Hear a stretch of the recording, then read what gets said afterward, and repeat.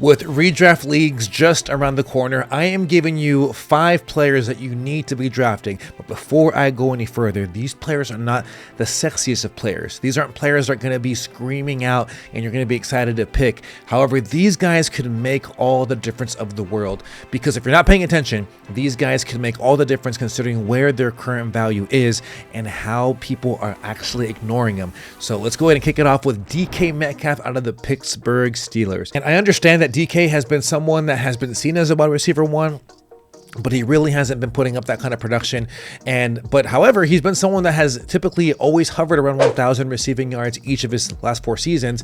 And now that he's being dealt to Pittsburgh, I think it's very easy to be a little bit reserved considering the Arthur Smith experience and what fantasy managers typically get with having players that are under Arthur Smith. However, I want us to look a little bit deeper, because despite what we saw last season with Seattle, he was still someone that was very explosive and someone that was a consistent deep target, as well as a strong wide receiver in contested opportunities. And when we look a little bit further in his stats last year, he actually was the 8th ranked wide receiver when it came to explosive plays, and he also ranked 10th in explosive rating among wide receivers. And when we look at it even a little bit deeper, last season his 13.7 ADOT ranked among the top receivers as far as usage, and this continues to reflect that deep threat ability that he can even bring within this Pittsburgh offense. And I more than understand the reservations that us fantasy managers have with Arthur Smith offenses. However, he has showcased in the past whenever he has a run-heavy offense to at least feature one wide receiver that will get all the looks. And of course, all those seasons where he had Derrick Henry, AJ Brown was still that wide receiver. And I believe that because of the lack of depth behind DK Metcalf, there is no one there that will give me any kind of worries as far as anyone taking away any of his looks there within this offense. And in 2025, one thing I'm also paying attention to is the more than likely opportunity that DK will get for some positive touchdown regression, because over the last 2 seasons, he's only had 10 receiving touchdowns, where he had 19 in the 3 years prior to that. And lastly, we have to boil it down to the ADP. We're seeing his stock right now at a very favorable price, where you're getting a potential wide receiver 1 in the 5th round range. Currently, he's going as the wide receiver 32. Overall, he's going 48th. And I believe that that kind of value is something that you can at least rest on, considering the fact that it's not going to cost you much to have him on your fantasy rosters. I know there's been all this talk now that the preseason is now underway with Shedeur Sanders, but I would be really excited about Jerry Jeudy, wide receiver out of the Cleveland Browns. Before I get into his ADP and all these special stats, I just want to go over one very important thing. Last season was his breakout year. We saw 90 receptions, which was his career high. He had 1,229 receiving yards, 4 touchdowns, 144 targets, 1,587 air yards, and he averaged 10.3 targets per game over his final 10 weeks of the season. And all this was caused because of one important transaction. The Cleveland Browns traded Amari Cooper to the Buffalo Bills, and we saw Jerry Jeudy absolutely skyrocket to the moon. And let's break this thing down a little bit further. When you look at these splits here from RotoViz, you can see here with Cooper, the 6 games that Jerry Jeudy played alongside him, he only averaged 8.8 PPR points per game, averaged 3.3 receptions, had 41 yards per game, as well as 6 targets. When you look at the 11 games without Cooper, we see a totally different Jerry Jeudy. He had 17.1 PPR points per game on 6.4 receptions, 89 yards, and 9.8 targets. You can see the production just double the minute that Cooper was out of this roster. And when you even stretch that out to a full season average, I did the math myself, that average would have been 108 catches for 1,516 yards and 5 touchdowns.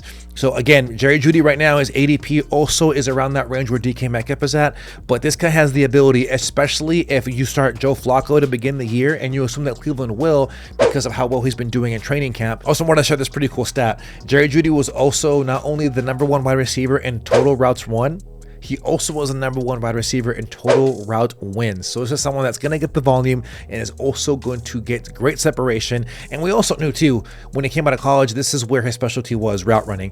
And I believe now you couple the ADP, you also add the favorable quarterback situation, and you added the fact that there's no one there, just like DK Metcalf taking any kind of targets away from Jerry Jeudy, this will be a fantastic opportunity for you to take advantage of his ADP and truly see a potential breakout once again for a full season from Jerry Jeudy. Okay, this third player that we're going to go with is going to be Jayden Reed from the Green Bay Packers. I know, I am a huge fan of Matthew Golden, but this video's premise is all about leveraging ADP, knowing where the value of certain players is. And right now, Matthew Golden is going slightly ahead of Jayden Reed, and that troubles me just a little bit.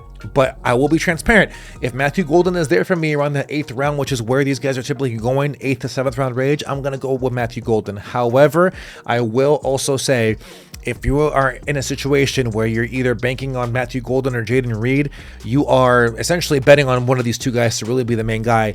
And I would hedge my bets on Jayden Reed because not only is he the veteran, but I believe that there is more to what we saw last season. So let's break this thing down. For starters, he's been a great gadget player for this Green Bay Packers offense. He was someone that was used in the slot, had even 31 rushing attempts last season, where he rushed for 282 yards, had 3 touchdowns, and he's also been the top receiver within this offense already.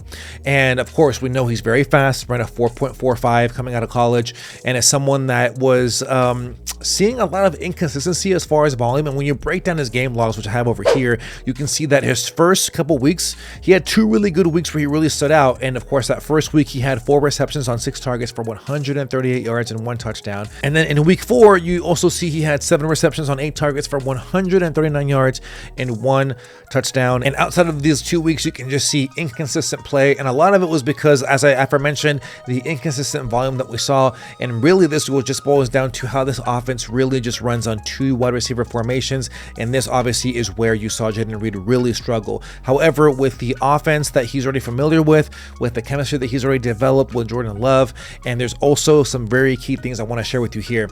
He was the 3rd wide receiver among all wide receivers in explosive plays. He also ranked 7th in explosive receiving rates. And I get that this wide receiver room is probably one of the deepest because you have Romeo Doubs, Christian Watson, and despite the depth, there is just so much inconsistency within those guys. And of course, we still have been hearing great things from Matthew Golden. However, I think with the veteran presence that Jayden Reed already offers, plus already the familiarity with this offense, and I believe that the Packers will find much more of a better way to utilize his effective skill set. I believe that the range that he's currently going at just more than justifies you having him. And again, this isn't about a player that screams excitement for you, but currently his ADP has him going as the wide receiver 46. He's going as the overall 104th player off your draft board, which means he's available in the 9th to 10th round range. This is a range that I just cannot ignore, considering that potential value that he can bring to any fantasy roster. Okay, we're going to shift and talk about 2 running backs, but before we do so, we are so close to 1,000 subscribers, and none of that could be possible without your support. So before we go any further, if you are getting any value, do me a solid, hit the subscribe button as well as the like button. Let's go over these last 2 running backs. In the first one, brace yourself. Don't give me a gag here. Don't gag on this one. Travis Etienne out of the Jacksonville Jaguars. I get it. I myself got burned with him last season, but thankfully I was able to flip him for Devontae Smith in one of my dynasty leagues. But I more than understand, because last year he only rushed for 558 rushing yards and only had 254 receiving yards and had 2 touchdowns. And we also saw the emergence of Tank Bigsby, who was effective in so many key metrics. And I believe there's more than meets the eye when it comes to Travis Etienne. For starters, let's just go over what was clearly down from him last season. He was 25th in yards created per touch, and he was 45th among all running backs in yards per touch. Whereas in 2 years prior, when he had one of his breakout seasons, because he broke out the minute he was a rookie, but he had a good season in 2022, he was 17th in yards created per touch, and he also was 10th in yards per touch as well in 2022. So the question is, what happened? Well, for starters, if we look at this injury report here, we can see he actually dealt with a shoulder injury in week 4 that he played through, and he wasn't effective. And then he would go on to also have to miss 2 games because of a hamstring injury. And that's where you just see this game log where he averaged only a measly 5.13 fantasy points in PPR formats from week 4 through that stretch where he was injured. And then, of course, that just opened up a full unproductive season for him. But then, of course, this offense wasn't at all great. I mean, Doug Peterson got fired, and this offensive line ranked 26 in PFF effectiveness. And I believe that now with the key additions of Liam Cohen, who is now the head coach, that I believe he will have a better system for Travis Etienne. And you know what? I want to actually go really quick to this great quote that I saw from Etienne from training camp. And he has shared, and I'm paraphrasing here, that he loves how Cohen is detailed and really good at getting players in open space to make plays. And last season, we saw this take place with Bucky Irving as well as Rachaad White.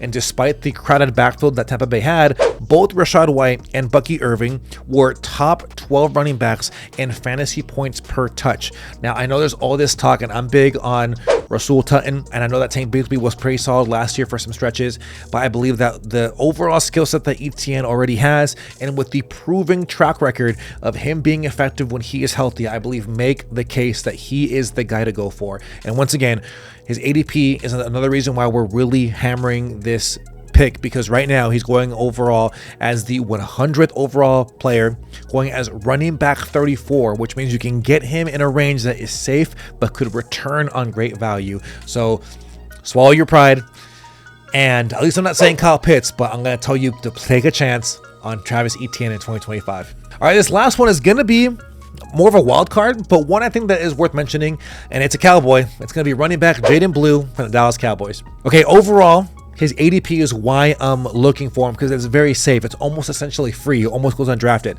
He's going as the overall 125th player, going as the RB44, which means you can get him in the 10th, 11th round range. And I'm really focusing on a couple things here. Number one, I know there's been talks about how Miles Sanders has been really effective in training camp, has been the one that's been getting the reps, but I believe that there's still something to be said about Jaden Blue, because in college, he had a top 30 PFF rating in elusive rating, yards after the catch, and yards per route run.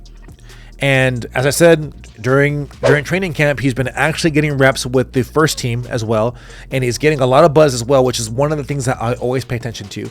And he is going to be someone that will be featured as a running back that can catch out of the backfield. And I believe that he could have a path for a bigger role within this offense. And one thing I want to focus on is how well he played in college last season, where he actually garnered an 11% target share in 2024. And that for a running back is great, considering that he also rushed for 730 rushing yards to go along with 368 receiving yards, where he had 8 touchdowns on the ground to go along with 6 receiving touchdowns in the passing game. And I think this versatility is one that you can't ignore, considering that the fact that this offense is one that I believe is easily getting overlooked outside of CeeDee Lamb. And I more than understand the reservations that may come with Jaden Blue, but the ADP is where I'm going to just hang my hat on. And I get that this is a crowded backfield with Javonte Williams and Miles Sanders, but these guys are veterans that have been aging, that have been open to injuries. And for example, Miles Sanders hasn't been doing well since he left Philadelphia, and Javonte Williams has been really plagued with injuries. And I believe that Jaden Blue could be someone that could maybe be a stash that will return later on into the season, but because of how well his ADP is right now, you can essentially use him as a stash and someone that can be an X factor down the stretch in 2025. Thank you so much for making it to the very end of this video. If you found value, do me a solid. We are almost at 1,000 subs, and that cannot be done without your support. I actually can't believe that we're almost there. So help me out by hitting the subscribe button as well as the like button, and check out some of these other videos that I have here on the channel that'll help you out as we get ready for the 2025 season. Thank you once again for watching. Take care. God bless. Peace.